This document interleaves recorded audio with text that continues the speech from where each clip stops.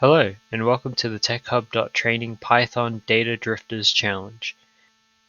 In this video, I'll go through one possible way to complete this challenge. So here we have an IPy notebook that I use to complete my challenge. So I've divided it into a couple of cells. Here's the majority of the code here in this second cell here, but I will also explain each individual section of the code. So I've just broken it down into different subsections. So if I go ahead and run this first bit of code, pretty much what this is doing is it's just setting those parameters so that I can see all the column data, and it's just reading in the CSV for me to see the first 5 rows of data. So as you can see from the data, it's pretty messy. So the first thing I'm going to do in the code is I'm just going to go through and work on those headers.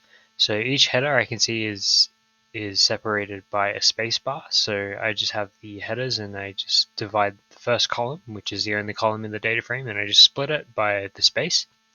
And then I take those headers from that headers variable and I assign it to a new clean data frame where each column is a header from that list of headers that I just created. Then I define a list for each of those headers, and I create a data dictionary, which I'm going to use to hold all of that clean data until the end when I put it into that clean data frame. Now for the actual cleaning of the data, as I go through row by row, I have actually split this up into other cells just for ease of explanation. So here in this first cell, for every explanation cell, I've used this code, which is found in the suggestions, and it just takes the first line of the data frame of the messy data. So I'm going to use that as an example. So for the order number and the quantity ordered, these are pretty similar. So what it does is it simply takes the row, which in this case is line 1, and it just takes the first 5 digits. So we're interested in these first 5 digits. So it's just going to take from the beginning of the line to point number 5, the 5th position, which is number 4, because Python is 0 indexed, and it's just going to print that out. And then it takes the quantity ordered and it does the same. So the quantity ordered is those next 2 digits that follow the order number code. And so if I just uncomment this and print that off, you can see that it takes out the first 5 digits for the order number and then the 30 for the quantity. Okay, moving on to this next section. So I'm interested in the price of the product, the order line number, and the sales price. So these lines of code use the split function. So similar to what we did with the headers, it's going to be splitting up based on a specific delimiter. And so for the price, it's essentially going split the line or split the row by this $, and then take the second instance because Python is 0 based indexed. So it's essentially finding this price delimiter right here, splitting based on that, and then taking everything that comes after that $. And then the second split is then finding the pipe and then taking everything before it. So it finds the pipe here and then takes everything before it, which should give us this section here, the price for the product. For the order line number, it's doing a similar thing where it's taking the pipe and then taking everything after the pipe, like that, and then it's finding the $, and then it's from that, it's finding the next $, and then taking what is before that, so the order line number 2 there. And then for the sales price, it's doing a similar thing where it's taking the $, and then it's taking the third instance. So we have $1 here, and then we have $1 here, and then the third instance would be everything beyond that second $, and then it's finding this space right here, and then taking what is before that, which is the sales price.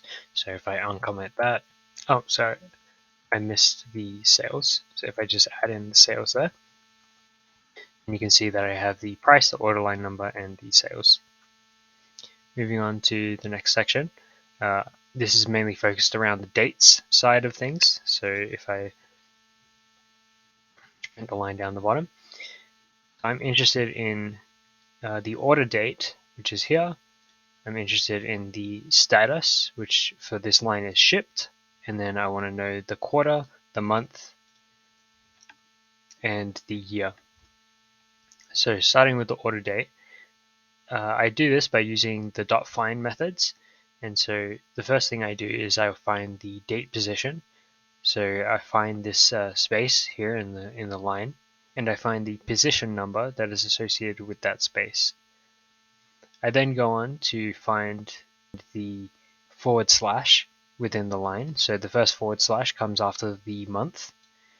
And then this next bit of code right here is essentially finding the second instance of the forward slash, because when you use the .find method, it's going to be grabbing that first instance, so you have to add this little second parameter to tell it that you want to find the next one. So now that you've got the position for the year and the month or the date as a whole, I then can look up the row, and then I can put in that I want the date position +1, which starts at number 2 here, or the month in the date, and I want it to give me everything from that position to the next forward slash +5 or +4, which gives me this whole date section here. As for the status is doing a similar thing where it splits based off of the forward slash, but what this if conditional statement is doing is it's splitting off the forward slash, so and then it's taking the first instance, so it splits on this and then takes all of this front information, and then this -3 here is looking for the position, so it's splitting here, it takes all of this information and then it goes back 3. So going back three spaces would be this number 1. So it's checking, is the number 1 equal to this blank space here? And so it's not, so it goes to the else statement, where it's assigning the month to be just this first number. So what this conditional statement is doing is it's checking whether the month is 2 digits or 1 digit. If it's 2 digits, it'll grab both digits, and if it's 1 digit, then it'll just grab the 1 digit. So next we're getting the month position. And to do that, we are splitting based off of the forward slash and then taking the third instance. So we see that there is one instance of forward slash here, there's another here. And so the third instance will be everything that comes after that second forward slash, which is this field. And then this section is taking everything that comes after the year. So we're taking this line of string, and then we're finding that month that we found earlier. So it's going to look and it's going to try and find the month. So the month will come here, and it's going to find that position right here of this first instance, which is the 2. And then the next section is it's going to be checking for whether that month is equal to 1. Because if the month is equal to 1, then it's going to be finding this first instance. And this 1 is associated with the quarter, which we'll talk about soon. But the reason why it has to check if the month is 1 is because if the month is equal to January, January is also in the first quarter. So instead of going to the month section here, where the 2 would be a 1, instead it would go to the first instance of the 1, which is actually the quarter, not the month. And so this is just to make sure that you capture the right status.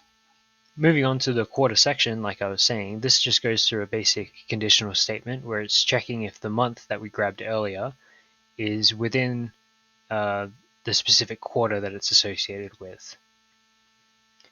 For the month, we've already retrieved the month number, so for the month ID, we can just put in the month. And for the year, as you can see above, we already grabbed that year position from the order date, so we can just grab, instead of grabbing this year that comes further down the line, which is what we're actually trying to get, we know that that year is going to be the same as the year in the order date, so we just grab that year instead. And then if I uncomment this, you can see that we have the order date, we have the status of shipped, and then we have the quarter, the month, and the year for the IDs.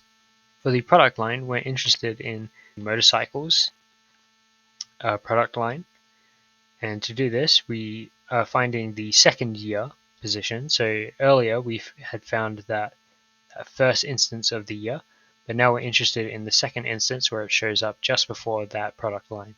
So using the find method, we do that same thing where we're looking up the year and then we want to find the second instance of the year. And then now that we have that, we are looking for the underscore, because we know that further down in the string there's an underscore that occurs. We find the position of that underscore, and from here we go into a for loop. And the for loop is interested in every single individual character for this string right here.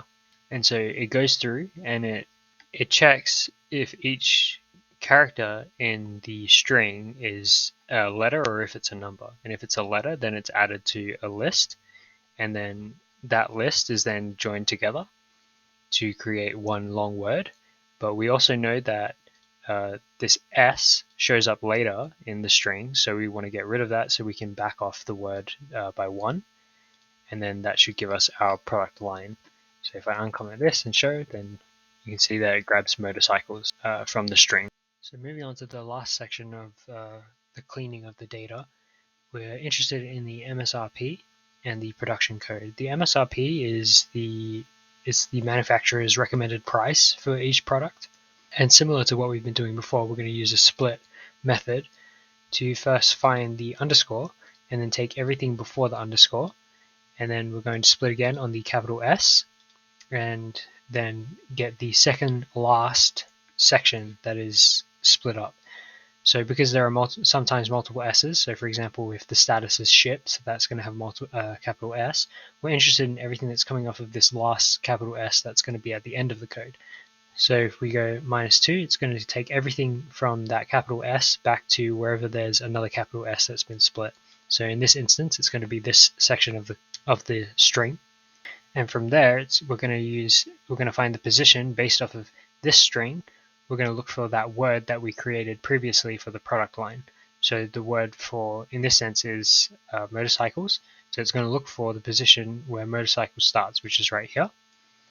And then it's going to take that position, and then it's going to look for the second last position of that string text. So if it's starting from here and it goes back 2 spaces, it's going to see that that's the S.